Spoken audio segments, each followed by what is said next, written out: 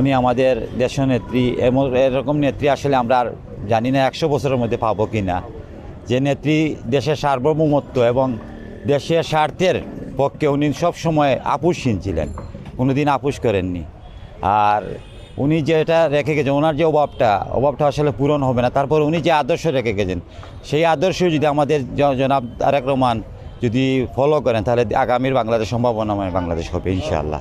অনেকের পারিবারিক সমস্যা বা শারীরিক অসুস্থতার কারণে আমরা ঢাকায় যেতে পারিনি, তারপরে এখানে গায়েবানা জানাজার নামাজ অনুষ্ঠিত হয়েছে, আমরা অংশগ্রহণ করেছি। ইচ্ছা থাকা সত্ত্বেও আমরা যেতে পারিনি, হয়তো পারিপার্শ্বিক কারণে। আমাদের একজন বাংলাদেশের একজন অভিভাবক হারাচ্ছে, বেগম খালেদা জিয়া আমাদের মাথার মুকুট ছিলেন। বেগম খালেদা জিয়া আমাদের মা ও মানুষের যে অবদান রাখছে, 3 বারের প্রধানমন্ত্রী, আমাদের এটা তো কখনোই আমরা বলতে পারবো না। ওনাকে আগামী 100 বছরে ওনার ঘাটতি পূরণ হবে কি না এটা আমরা আসলে শেষ করতে পারবো না বলে। আর বেগম খালেদা জিয়া তো এমন আপোষহীন একজন নেত্রী ছিল যে ওনার তুলনা কারোর সাথেই করা যাবে না বর্তমান বাংলাদেশের মধ্যে।